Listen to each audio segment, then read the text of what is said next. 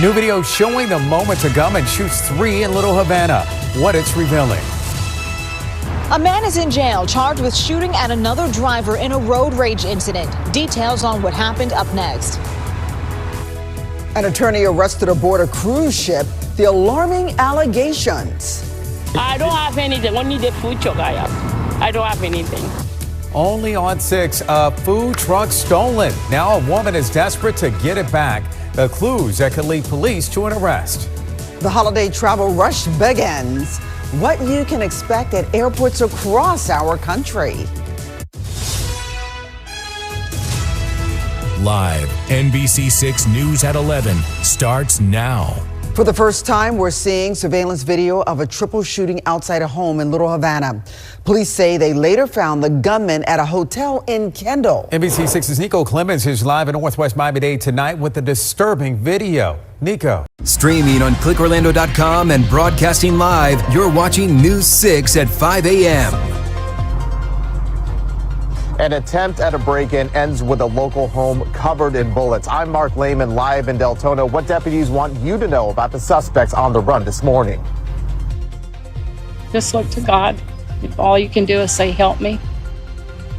Remembering a local teen who died on a Carnival cruise, the celebration of life happening in just hours. All as court documents reveal details about a possible suspect. Candace. Right now, we are talking about the foggiest start all week long.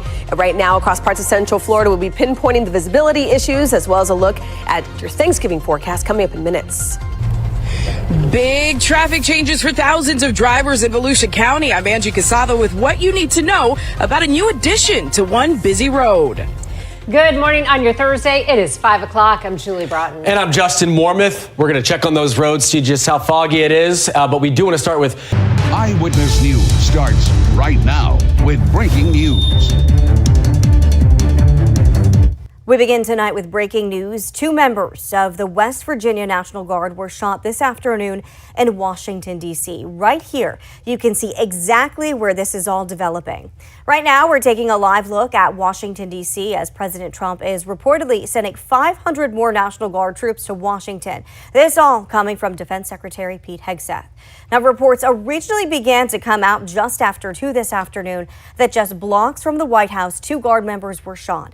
We now know they were from the West Virginia National Guard and are in the hospital. WSAZ 10 o'clock starts now with a breaking news alert.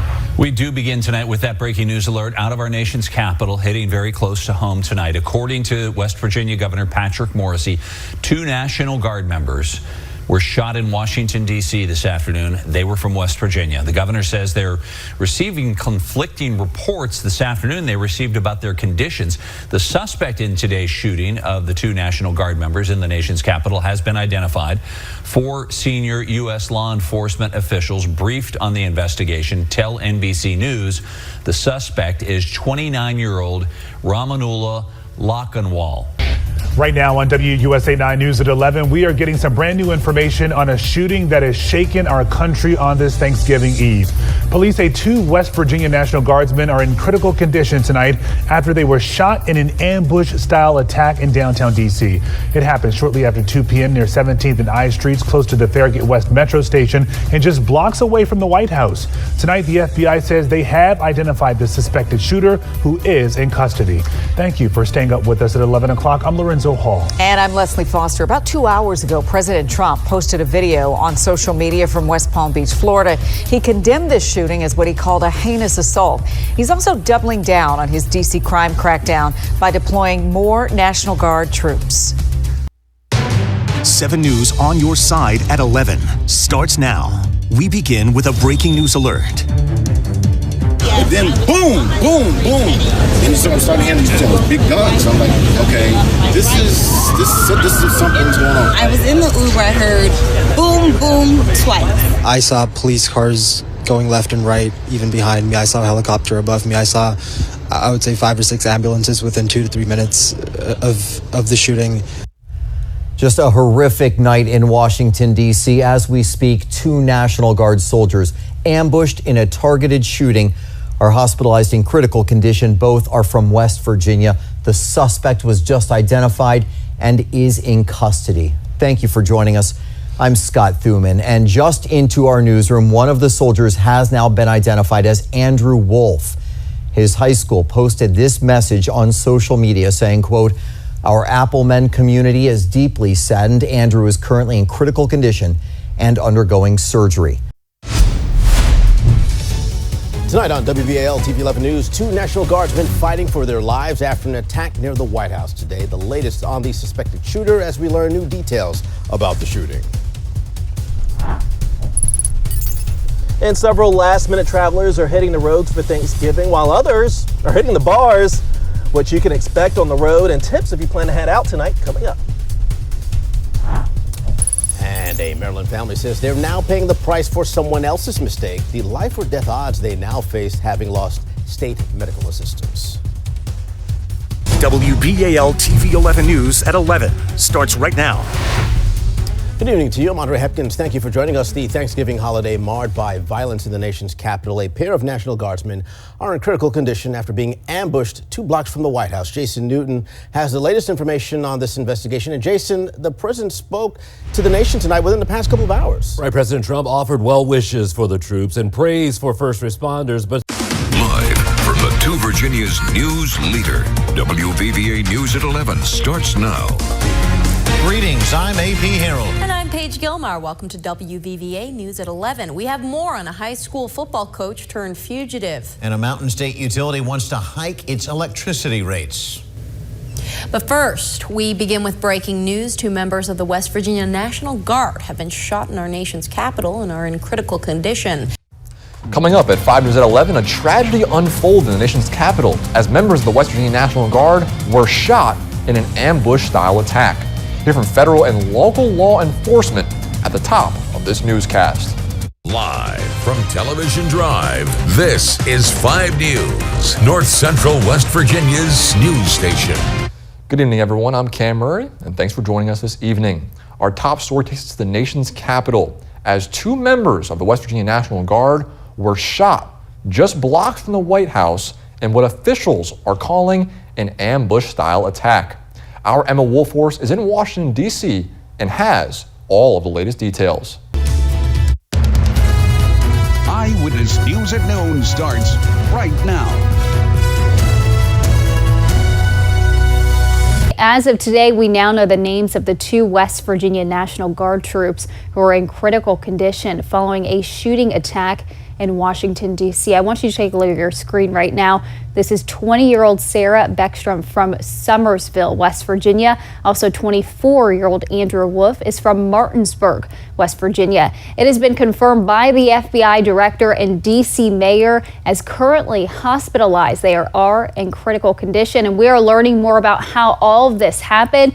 It was around 2:15 yesterday afternoon. U.S. Air Force Staff Sergeant Andrew Wolf and U.S. Army Specialist Sarah Beckstrom were shot near the Farragut Square Metro Station that's in Washington, D.C.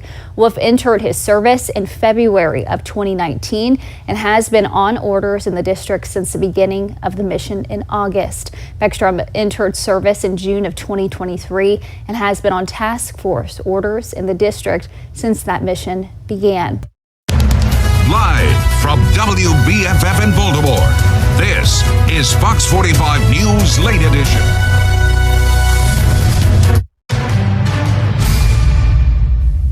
She's no longer with us. She's looking down at us right now. Her parents are with her. This just happened. She was savagely attacked. She's dead. She's not with us. Good evening, and thank you for joining us. I'm Vincent Hill. Breaking news tonight as the president has confirmed that Sarah Beckstrom, one of the National Guard members shot in D.C. yesterday, has died. Let's get right over to our Sinclair station in D.C. with more on this developing story. Here at the hospital, we've seen National Guard troops and police officers enter through the emergency room entrance, and it has been understandably a very emotional time. It's a tragedy that really has sent shockwaves across the country, and the investigation also spans coast to coast. She's just passed away. CBS 6 News at 11 starts with a breaking news alert. That breaking news out of Washington, D.C., where one of the two National Guard members shot while patrolling the nation's capital yesterday has died from her injuries. Thank you for joining us here at 11. I'm Janine Samuels. Investigators say the suspect drove cross country to carry out an ambush attack on the West Virginia National Guard members. 20-year-old Sarah Beckstrom and 24-year-old Andrew Wolf were patrolling when a lone gunman opened fire without provocation. That's according to the U.S. Attorney for Washington, D.C. Officials identified the suspect as 29-year-old Rahman Allah Lakhmanwal of Washington State, an Afghan national who entered the U.S. in 2021 following the American withdrawal. He was granted asylum earlier this year on humanitarian grounds. The Trump administration is now pausing the processing of all immigration applications for Afghan nationals following this incident. She begged for protection, but when her abuser walked free, the system gave no warning. Felt like the system failed me. Wish TV's iTeammate exposed gaps in Indiana's victim notification system, pushing state leaders to change how victims are warned before it's too late. Any resources or information that can go out to victims or survivors is key to keeping them safe. An iTeam8 investigation tomorrow at 5. Utah Jazz basketball is back on KJazz 14. The Jazz take on the Timberwolves tonight at 7 on KJazz. Take note, Jazz Nation, and watch games all season long on KJazz 14, home of the Utah Jazz.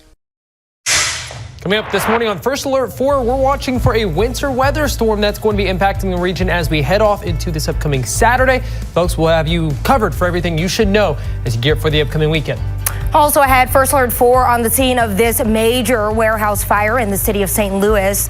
We're detailing what we know so far about this developing incident. And the holiday season now in full swing with lots of festive fun happening across our area. So we're helping you plan your holiday weekend just ahead. Live, First Alert 4 starts now. Good Friday morning. Thanks so much for waking up with us here on First Alert 4 this morning. I'm Taylor Holt and joined by First Alert 4 meteorologist Chance Scotch, talking about the holiday season in full swing, and we're feeling the weather with 5 on your side at noon starts now. We start this afternoon with a live look at downtown St. Louis, where 4 empty warehouses caught fire overnight. And you can see nearly 10 hours later, the smoke still rises over the St. Louis skyline. And here's a look from Skylens 5 at that damage left behind this afternoon. You can see the massive scene there as hundreds of firefighters responded to battle this fire. Our crews have been all over this. The St. Louis fire chief says this could take days to clean up. Now, this is what it looked like just after 3 this morning. It was a striking scene as those flames there could be seen for miles. Right now, nearly 58 Ameren customers in the area are without power because of this fire. And like I said, our crews were on scene all morning talking to firefighters about what exactly happened. Live, local, late breaking. Now at noon, with Black Friday finally here, small businesses are urging shoppers to go local for their holiday gifts. See the deals you can enjoy here at home. Well, it's a cloudy, chilly, breezy Black Friday with snow adding up in the mountains. We've got a few inches still to come through tomorrow morning. We'll show you that snow map, track some sun for Saturday, and then more light snow for Sunday coming up. NBC 5 News at noon starts now. Thanks for joining us at noon. I'm Adrian Pastor. Happy Black Friday to all you shoppers out there, with millions of Americans expected to hit stores today. In Burlington, folks are turning out for a different kind of celebration. Coming up live on News Center Maine Prime at 9, there's a fun, festive family event happening this weekend. We'll get a first-hand look at the extravaganza. Plus, the latest on a home explosion in Oakland that happened yesterday. And a rare flower inspires an emotional response from a conservationist. We'll get a look, too. Those stories and much more straight ahead. This is Prime at 9, only on News Center Maine Plus.